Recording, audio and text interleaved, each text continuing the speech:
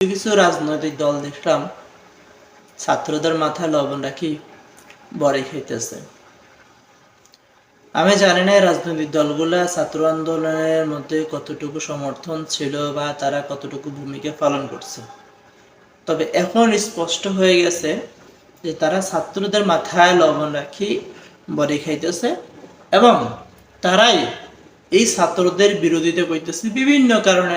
যেমন একজন যে উপদেষ্টা, শেষ ছাত্র ছিল এখন উপদেষ্টা হয়েছে, কেউ কেউ মন্তব্য করতেছে যে যারা ৭১-৯ মাস যুদ্ধ করে দেশটাকে স্বাধীন করলো তারা মুক্তিযুদ্ধ ভাতা যদি না পায় তাহলে এরা মাত্র ১৫ দিন আন্দোলন করে এরা কিভাবে উপদেষ্টা হয়ে যায়, এটা অনেকে মন্তব্য করে। আবার অনেকে বলতেছে যে একজন উপদেষ্টা সে ইংরেজিতে কথা বলতে পারে না।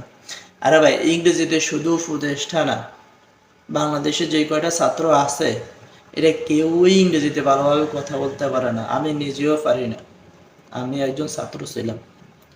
তো এখন বিষয়টা হচ্ছে এটা কিন্তু ইংরেজির দোষ না আর আমাদের দোষ না, দোষটা হচ্ছে আমাদের শিক্ষা ব্যবস্থাটা ওই রকম ছিল। কারণ আমরা যখন স্কুল মাদ্রাসা যখন আমাদের ভর্তি হয়েছি, যখনই ক্লাস 3-4 ওভারটেক করে যখন আমরা ক্লাস 5-6 উঠলাম, তখন আমাদের ভিতরে গ্রামার নামক একটা শব্দ ঢোকাই দিল। এই গ্রামারের চিন্তা করতে করতে করতে করতে আমরা আর কেউ ইংরেজিতে কথা বলতে পারি না। কিন্তু আমাদের সমাজে একটা স্টুডেন্ট যখন ইংরেজিতে একটু কথা বলতে যায়, আমরা প্রথমে তার ভুল ধরি। কেন ভুল ধরি? ওই যে গ্রামার অনুযায়ী তার কথাটা হয় না, সেই জন্য আমরা ভুল ধরি। আর এই ভুল ধরার কারণে সেই ছেলেদের দ্বিতীয়বার আর কথা বলতেও চায় না। আর যদি একটা কথা বলতে যায়, সে চলে যায়, কথাটা বলার আগে চলে যায় গ্রামারের ভিতরে। গ্রামারের ম্যাচিং করতে না পারার কারণে সেই ছেলেটার কথা বলতে পারে না। তো আর ২ নম্বর অপশন হচ্ছে আমাদের বাংলাদেশে, যেহেতু আমরা বাংলা ভাষার জন্য স্বাধীনতা অর্জন করছি, বাংলা ভাষার জন্য আমরা যুদ্ধ করছি, আমাদের মায়ের ভাষাটাকে আমরা ধরে রাখছি, সেখানে এটা আমাদের একটা অহংকার, আমাদের বাংলা ভাষা, আমরা বাংলা ভাষায় কথা বলি। কিন্তু বহির্বিশ্বে আমাদের কথা বলার জন্য আমাদের সবচেয়ে ইম্পর্টেন্ট জিনিস হচ্ছে আমরা ইংরেজি জানতে হবে।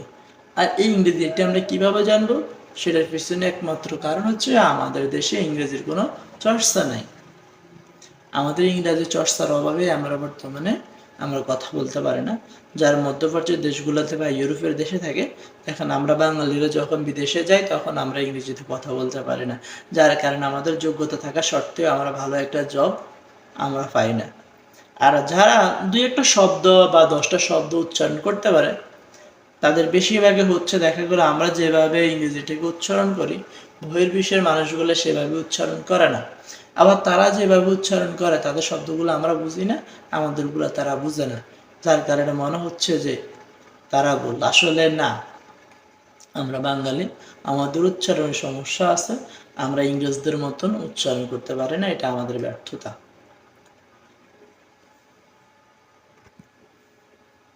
আমাদের এখন উচিত পুরাতন সকল রাজনৈতিক দলগুলোকে বাদ দিয়ে নতুন করে দল গঠন করে, সংবিধান পরিবর্তন করে পুরাতন যে রাজনৈতিক দলগুলো আছে এদের নিবন্ধন বাতিল করতে হবে, নতুন করে রাজনৈতিক দল গঠন করতে হবে। এতে করে সুবিধা হলো যে প্রতিহিংসা, প্রতিঘাত এগুলার থাকবে না।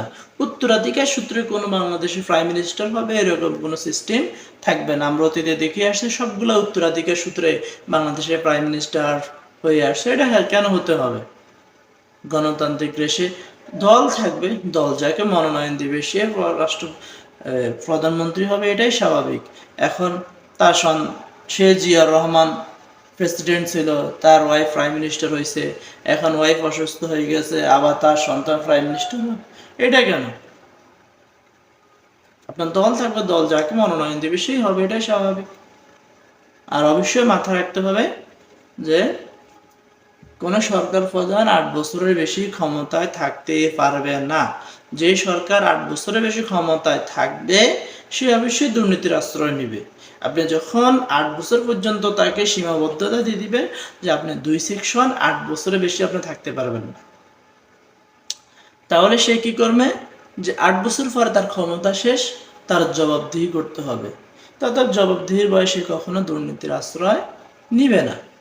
আমাদের বর্তমান সমাজে সরকার প্রধান যারা, এরা যে দুর্নীতি করে তার পিছনে একটাই কারণ হচ্ছে এরা এককালীন সরকারের ব্যবস্থা চায়। যার কারণে আমাদের দেশে এই দুর্নীতিটা হচ্ছে। যখন আমি সব সংবিধান অনুযায়ী আপনি তাদেরকে সীমাবদ্ধতা দিয়ে দিবে যে কোনো সরকার প্রধান 8 বছরের বেশি ক্ষমতা থাকতে পারবে না 2 সেকশনে, তাহলে সেই সরকার আর কখনো দুর্নীতি করবে না। এবং এরকম ব্যবস্থা করা দরকার যে কোনো যে এমপি আমরা যাকে বলি, যে সংসদ সদস্য, দেখা গেল আমাদের আসনের একজন সংসদ সদস্য সে যদি দুর্নীতি করে, দেখা গেল তাকে আর নতুন নির্বাচনের আগ পর্যন্ত তাকে বহিষ্কার করা হচ্ছে, এরকম হবে না। যখন একজন সংসদ সদস্য সে দুর্নীতি করছে, ধরা পড়ছে, তাকে সাথে সাথে বহিষ্কার করেন। তারা যখন একজন এমপি দিয়ে দেন, দল থেকে যাকে মনোনয়ন করবে সে আবার নতুন করে হয়ে যাবে, এটাই স্বাভাবিক। কিন্তু এটা কেন করা যাবে না যে সে দুর্নীতি করলেও সেই এমপি, দুর্নীতি না করলেও সেই এমপি? এটা তো করা যাবে না।